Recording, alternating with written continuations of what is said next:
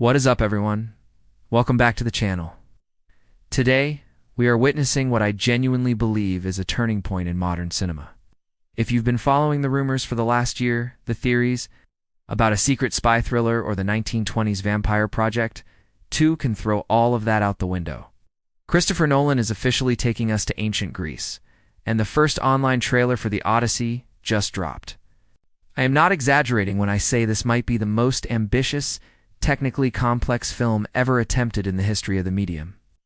We are talking about a massive budget, a cast that looks like a literal Oscars after-party, and technical feats that didn't even exist 2 years ago. For the next 25 minutes, we are going to do a frame-by-frame deep dive into this footage. We're going to talk about Matt Damon's massive physical transformation into Odysseus, why the inclusion of Tom Holland and Anne Hathaway provides the emotional heartbeat this story needs, and the mind-blowing revelation that Nolan used 2 million feet of IMAX film.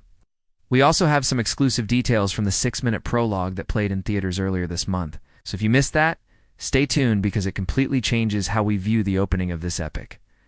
Let's get straight into the actual footage. The trailer doesn't open with a massive battle or a loud explosion. Instead, it opens with a deafening silence.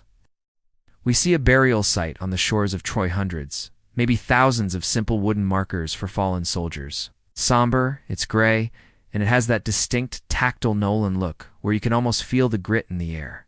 Then we hear it, Matt Damon's voice. It's gravelly, weary, and sounds like a man who has spent 10 years in a literal hellscape. He delivers the line that defines the entire trailer. After years of war, no one could stand between my men. And home, not even me.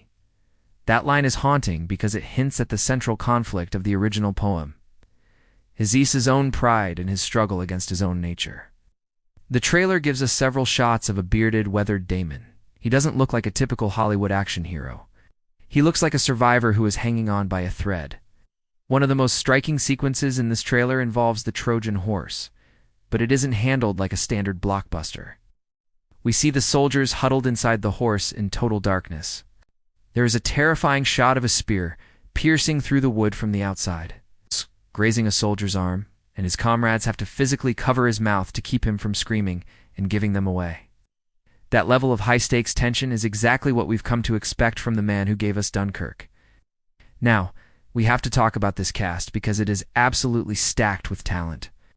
Matt Damon as Odysseus is a stroke of genius.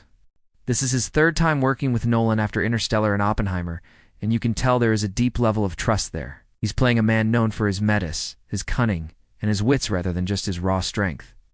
Then we have the return of Anne Hathaway as Penelope. This is her first time back in the Nolanverse since Interstellar, and in her brief glimpses in the trailer, she looks regal, yet completely devastated. There's a flashback scene where she asks Odysseus to promise he'll return, and the way he looks at her without answering is chilling. And of course, the big surprise, Tom Holland as their son, Telemachus. Seeing Holland in a grounded, dramatic Nolan epic is going to be a massive career shift for him. The trailer shows him as a young man looking out at a vast, unforgiving ocean, clearly preparing to set sail and find the father he's never known. When you realize the supporting cast reportedly includes Zendaya as Athena and Robert Pattinson as the villainous suitor Antinous, you realize Nolan has assembled the Avengers of dramatic acting. For my fellow technical nerds out there, we need to discuss the 2 million feet of film revelation. Nolan recently confirmed that they shot over 2 million feet of 65mm IMAX film. To put that in perspective, that is nearly 400 miles of physical film stock. But the real breakthrough here is that this is the first major motion picture shot entirely on IMAX film cameras. In the past, filmmakers couldn't do this because IMAX cameras are notoriously loud. They sound like a lawnmower or a small engine, which makes recording live dialogue impossible. Nolan and his cinematographer Hoyt van Hoytema actually worked with the engineering team at IMAX to develop a brand new blimped camera housing.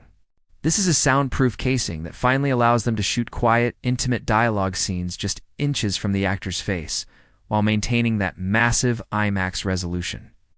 This explains why the trailer has such incredibly detailed close-ups. You are getting the highest visual fidelity in cinema history, but with the emotional intimacy of a small-scale drama. He also refused to use green screens, opting for location shooting in Morocco, Greece, Italy, Iceland, and Scotland. When you see the massive waves crashing against Odysseus's ship, those are digital effects. Those are practical maritime stunts filmed in some of the roughest waters on the planet. Question I keep seeing in the comments is this a fantasy movie? Because the original Odyssey is famous for its monsters, the Cyclops, the Sirens, and the sea beast Scylla. Nolan is a director who prefers the grounded approach. He didn't use CGI for the atomic blast in Oppenheimer. So how do you do a giant one-eyed monster without it looking like a cartoon?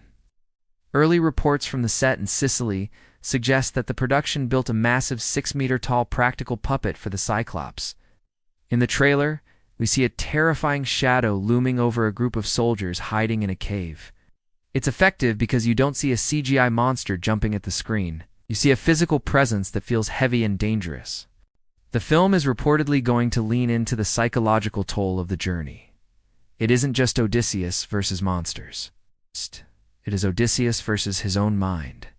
After 10 years of brutal warfare, the movie asks a profound question. Does a man like that even belong in a peaceful home anymore? The road to this trailer has been pretty chaotic. You might remember a version that leaked online back in July after a theater-only debut, but this newly released version is significantly different. It's more emotional.